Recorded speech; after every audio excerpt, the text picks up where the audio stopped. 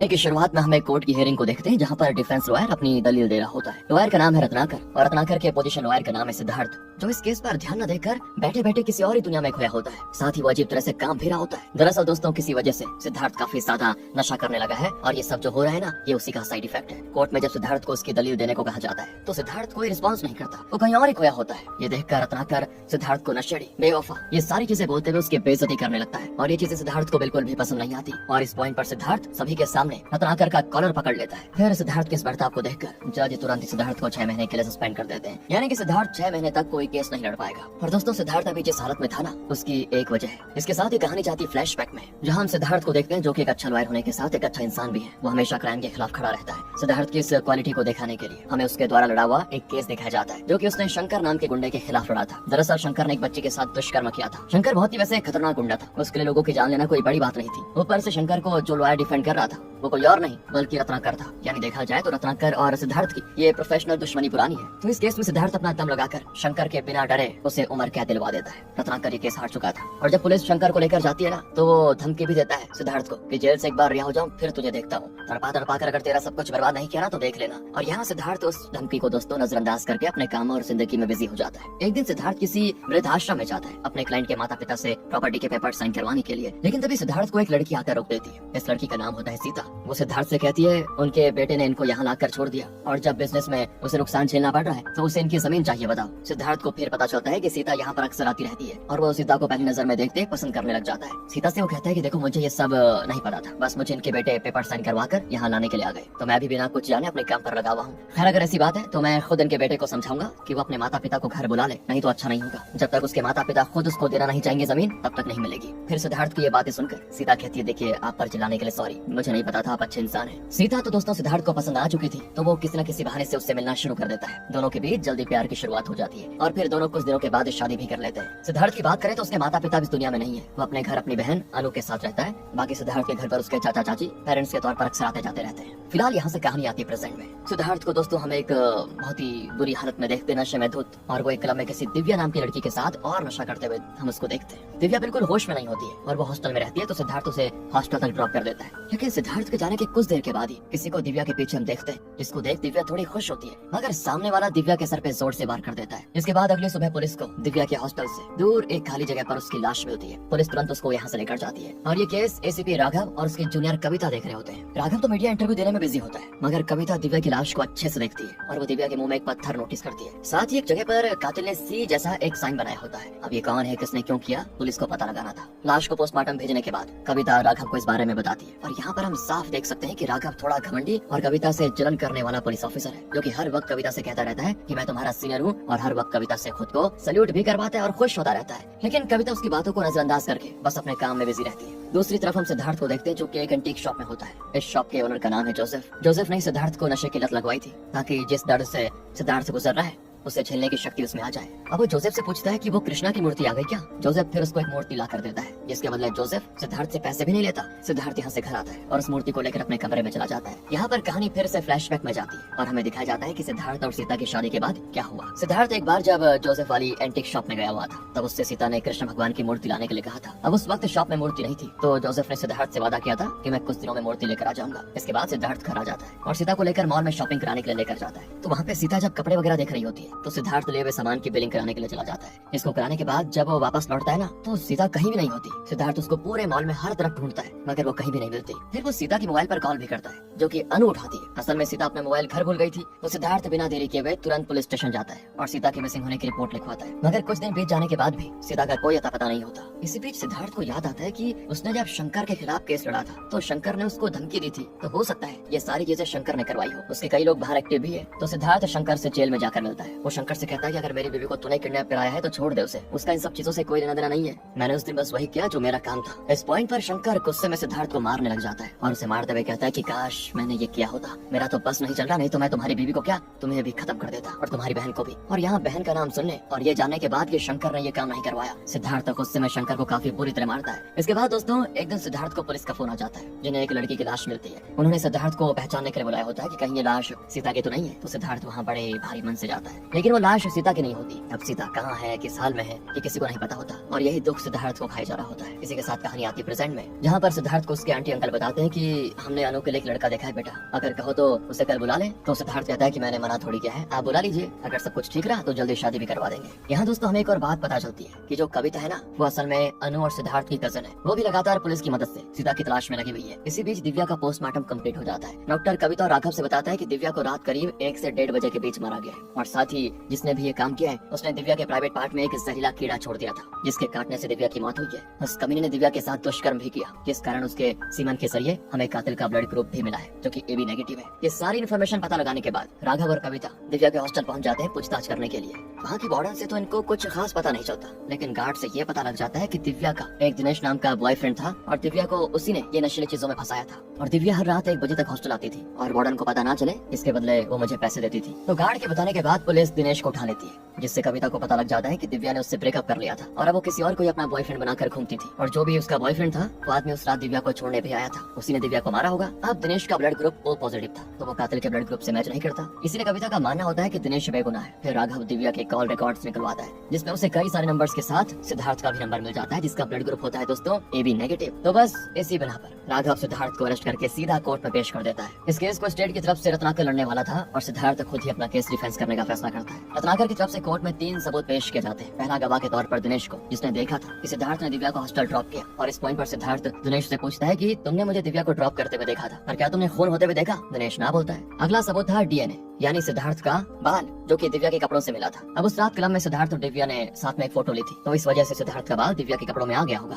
तो ये सबूत भी बेकार चला जाता है। तीसरा और आखिरी सबूत था सिद्धार्थ का ब्लड ग्रुप, जो कि कातिल के सीमन से मैच कर रहा होता है। तो इस पर सिद्धार्थ कहता है कि जिसका भी ब्लड ग्रुप AB नेगेटिव होगा पुलिस उसको अरेस्ट कर लेगी क्या? राघव कहता है कि दिव्या की मौत वाले दिन तुमने दिव्या को 2 बार कॉल किया था। तो सिद्धार्थ कहता है कि इस हिसाब से आपको हर उस आदमी से इंटरोगेशन करनी चाहिए थी जिसने भी दिव्या को कॉल किया था। मुझमें ऐसा क्या स्पेशल था जो कि आपने मुझे अरेस्ट किया? तो सिद्धार्थ कहता है कि देखो, मेरी दोस्ती उस क्लब में दिव्या से 1 हफ्ते पहले हुई थी, वो बस मेरी फ्रेंड थी और हमारे बीच कुछ नहीं था। बाकी वो अकेले जाती थी, तो 3 दिन से मैं उसको हॉस्टल ड्रॉप करने लगा था। बाकी उसकी मौत का मुझे कुछ नहीं पता। बाकी मुझे तो तब पता चला जब पुलिस ने मुझे अरेस्ट किया। जिस रात मैंने दिव्या को छोड़ा और उसकी मौत हुई, तो दिव्या को छोड़ने के बाद मैं अपने ऑफिस की तरफ निकल गया, जहाँ पर एक चौराहे पर मेरा ड्रिंक एंड ड्राइव करने की वजह से चालान हो गया, जिससे मैंने भरा भी, जो कि 1:25 के दौरान का है। बाकी कातिल ने जहाँ ले जाकर दिव्या को मारा और जहाँ मेरा चालान काटा, उसके बीच की डिस्टेंस करीब 40 किलोमीटर है और इसी टाइम के दौरान पोस्टमार्टम रिपोर्ट के हिसाब से दिव्या को मारा गया। तो भला ये कैसे पॉसिबल है कि मैं 15-20 मिनट में वहाँ पहुँच भी जाऊँ और दिव्या को मार भी दूं? ये सारी डिटेल्स देखकर सिद्धार्थ ने खुद को बेगुनाह साबित कर दिया होता है, इसलिए कोर्ट उसको बाइज्जत बरी कर देता है। लेकिन राघव के इस तरह किसी को भी उठाकर कोर्ट में पेश कर देने को लेकर उसका सीनियर उसको काफी डांट लगाता है और अब वो इस दिव्या वाले केस को कविता को पूरी तरह से दे देता है कि तुम ही इसको हैंडल करो। और अब दोस्तों कविता को किसी को भी रिपोर्ट करने की जरूरत नहीं है। इधर पुलिस दिव्या के केस को नहीं सुलझा पाती। इसी बीच रत्नाकर की पत्नी श्वेता को भी कोई मार डालता है। श्वेता को बेहोश करने के बाद ही कातिल ने उसको दूसरी जगह मारा। श्वेता की लाश मिलते ही वहाँ कविता केस की इन्वेस्टिगेशन करने पहुंच जाती है। श्वेता को कातिल ने एक भूसे की ट्रक ट्रॉली से मारा था। लाश के पास से कविता को कुछ खास नहीं मिलता,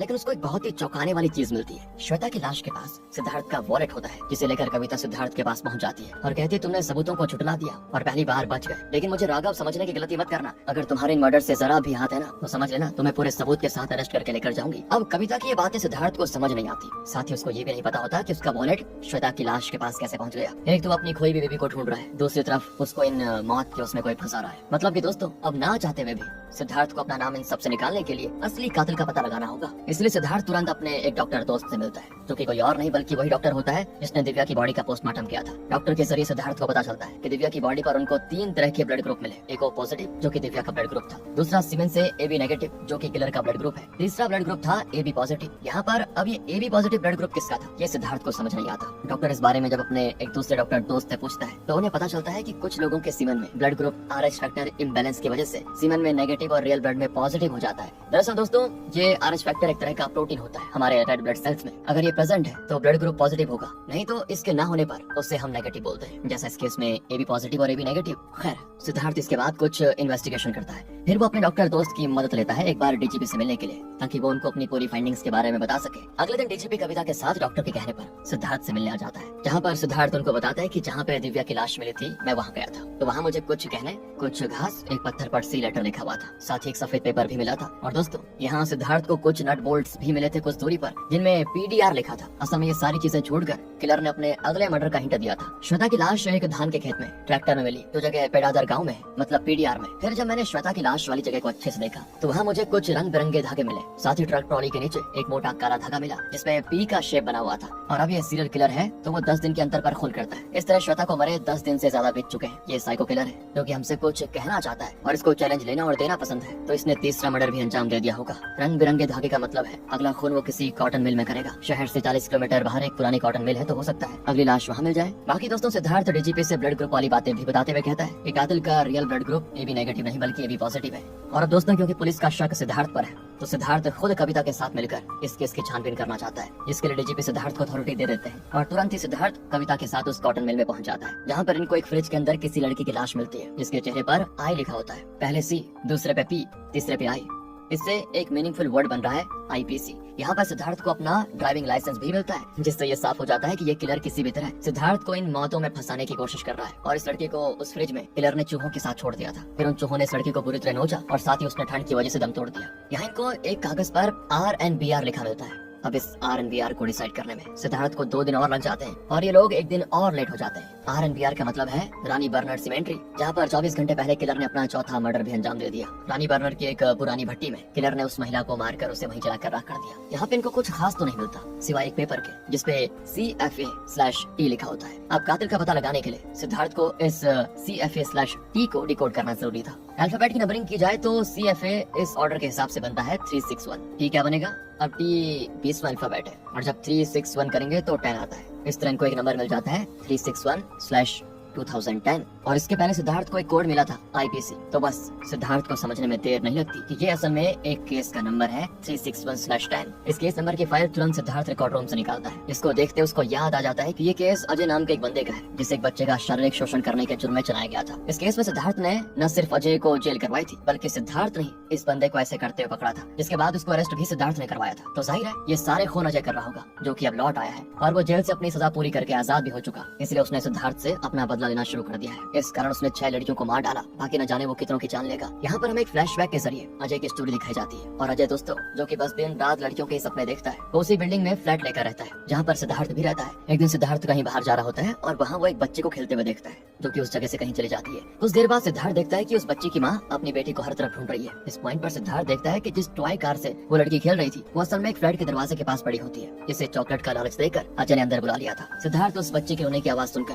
तुरंत अंदर घुस जाता है, जहाँ पर अजय बिना कपड़ों के होता है और बच्ची वहाँ बैठकर रो रही होती है। सिद्धार्थ तुरंत उस बच्चे को गोद में उठा लेता है दोस्तों, और साथ ही अजय को भी काफी मारता है। बच्चे की माँ भी अजय को काफी मारती है। इसके बाद सिद्धार्थ अजय को घसीटते हुए पुलिस स्टेशन लेकर जाता है। इसके बाद उसे कोर्ट में पेश किया जाता है और सिद्धार्थ ने उसके खिलाफ केस लड़ा था, जिसमें आखिरकार अजय को जेल हो जाती है। उसे 10 साल की सजा होती है, पर अब शायद वो अपनी सजा पूरी करके लौट चुका है, क्योंकि इस घटना को पूरे 15 साल बीत चुके हैं। फिर सिद्धार्थ बताता है कि रानी बर्नर सीमेंट्री में जिसे अजय ने जिंदा जलाया था, वो कोई और नहीं बल्कि उस बच्चे की माँ सिंघा थी। बाकी जिसकी लाश इन्हें कॉटन मिल में मिली थी, वो असल में उस बच्चे काव्या की लाश थी, जिसकी वजह से अजय को जेल हुई। बाकी दिव्या और श्वेता को अजय ने सिर्फ सिद्धार्थ को फंसाने के लिए मारा। और यहाँ सिद्धार्थ जब ये सारी चीजें कह रहा होता है, तभी उसके दिमाग में आता है कि अगर अजय ने ये सब मुझसे बदला लेने के लिए किया, तो जाहिर है उसी ने सीता को अगवा किया होगा। ये समझ में आते सिद्धार्थ कविता के साथ सीधे अजय के घर उसे अरेस्ट करने पहुंच जाता है। लेकिन वहाँ इन दोनों को पता चलता है कि अजय तो पहले ही मर चुका है। जब वो जेल से छूटा तो लोगों ने उसको काफी बुरा भला बोला, जिससे तंग आकर उसने अपनी जान ले ली। और ये जानकर ये दोनों शॉक हो जाते हैं। ऊपर से राघव ने कविता से जलन करके मीडिया को इस बारे में भी बता दिया था कि मरे हुए आदमी को अरेस्ट करने गए हैं ये, जिस कारण इनको मीडिया घेर लेती है। और इस वजह से डीजीपी सिद्धार्थ को इस इन्वेस्टिगेशन से तुरंत हटा देता है, ताकि और भी रायता ना फैले। साथ ही वो कविता को भी काफी सुनाता है। अब ये सब होने के बाद सिद्धार्थ शांत नहीं बैठता, वो थोड़ा और इन्वेस्टिगेशन करता है। तो पता चलता है कि अजय जेल से छूटने के बाद कोचिंग गया था, जहाँ पर उसने जुबैद नाम के एक लड़के से दोस्ती की। अजय के फेसबुक अकाउंट से सिद्धार्थ को पता चलता है कि अजय ने फेसबुक पर एक ब्लड डोनेशन का पेज बनाया था, ताकि वो ऐसे किसी को ढूंढ सके जिसकी कद काठी और ब्लड ग्रुप ठीक अजय से मिलता हो, और जल्दी उसको जुबैद मिल जाता है, जो कि उसकी जरूरत के हिसाब से बिल्कुल सही था। फिर क्या दोस्तों, अजय ने उबैद को मारकर उसकी बॉडी को जला दिया और इस केस को ऐसे दिखाया कि अजय ने अपनी जान खुद ले ली, जबकि वो उबैद था। उबैद के पिता ने उसके मिसिंग होने की रिपोर्ट 1 साल पहले लिखवाई थी। ऊपर से अजय उबैद को कोचिन से अपने शहर लेकर आया था, इसकी टिकट डिटेल भी मिल गई थी, यानी कि अजय अभी जिंदा है और वो मरा तुम्हारा नहीं है। ये सारी बातें सिद्धार्थ कविता को बताता है, लेकिन अजय को ये कैसे पकड़े इसका इनको नहीं पता होता। इसी बीच हम सिद्धार्थ की बहन अनु को देखते हैं, जिसे कोरियर वाला कॉल करके घर से बाहर आने के लिए कहता है। अब कोरियर वाली गाड़ी के पास अनु को कोई नहीं दिखता, मगर तभी दोस्तों अनु की नजर किसी पर पड़ जाती है, जिसको देखकर वो थोड़ा मुस्कुराती है, लेकिन सामने वाला बंदा तुरंत अनु पर जानलेवा हमला कर देता है। अब इस हमले से अनु मरी तो नहीं होती, लेकिन उसे हॉस्पिटल में भर्ती किया जाता है। सिद्धार्थ भी वहाँ पहुँच जाता है तुरंत, जहाँ उसे कविता बताती है कि अनु ने मुझे बताया कि तुम्ही ने उस पर हमला किया, और मैं तो जानती हूँ कि तुम ऐसा कुछ कर नहीं सकते, लेकिन जल्दी पुलिस तुम्हें अरेस्ट करने वाली है, इसलिए जो भी करना है जल्दी करो, किसी भी दराजे का पता लगाओ। तो सिद्धार्थ तुरंत रात में ही उस स्पॉट पर पहुंच जाता है जहाँ पर अनु पे हमला किया गया था। वहाँ पास ही में एक पेड़ पर सिद्धार्थ एक डॉल देखता है, जिसमें से उसको एक सड़ा पेपर मिलता है, ठीक वैसा ही पेपर जैसा कि सिद्धार्थ को दिव्या के मर्डर स्पॉट पे मिला था। इन दोनों पेपर्स को सिद्धार्थ एक सोल्यूशन में डिप करने के बाद जब अल्ट्रावायलेट लाइट से देखता है तो उसको एक जगह का एड्रेस मिलता है। ये एड्रेस दोस्तों असल में जोसेफ की एंटीक शॉप का है, और सिद्धार्थ बिना देरी लिए जोसेफ की शॉप में जाता है, जहाँ उसे कमरे के अंदर से सारे सबूत मिल जाते हैं, जिनसे ये प्रूव हो जाता है कि यहाँ पर वो कातिल मौजूद है। तभी हम सिद्धार्थ के पीछे उसके जैसे हूबहू दिखने वाले एक आदमी को देखते हैं, और ये इंसान हंसते हुए सिद्धार्थ के मास्क को उतार देता है। ये कोई और नहीं दोस्तों बल्कि जोसेफ ही है। ये सारा मर्डर वगैरह सिद्धार्थ को फंसाने की कोशिश करना, ये सारा काम जोसेफ का था। फिर जोसेफ यहाँ सिद्धार्थ से हंसते हुए बताता है कि मैं असल में अजय हूँ, जो कि दुनिया के सामने जोसेफ बनकर रह रहा हूँ। इस पॉइंट पर रिवील होता है दोस्तों कि अजय ने जोसेफ जैसे दिखने के लिए एक प्लास्टिक सर्जरी करवाई थी। फिर उसने ये एंटीक शॉप खोली और सिद्धार्थ से दोस्ती की, उसकी पत्नी सीता को किडनैप किया। इसके बाद उसी ने सिद्धार्थ को नशे की लत लगवाई। जोसेफ ही असल में दोस्तों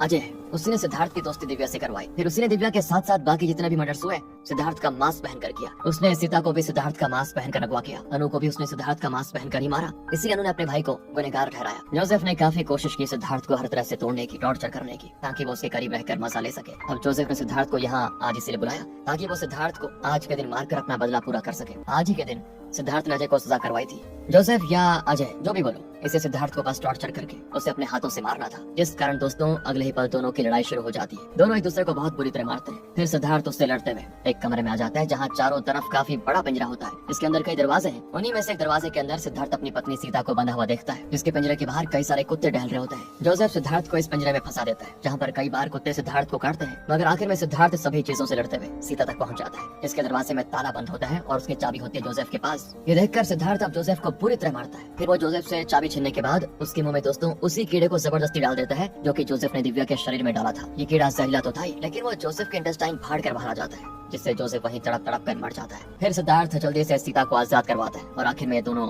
साथ हो जाते हैं। मूवी के आखिर में दोस्तों हम सिद्धार्थ को सीता के साथ अपनी जिंदगी में खुशी खुशी रहते हुए देखते हैं।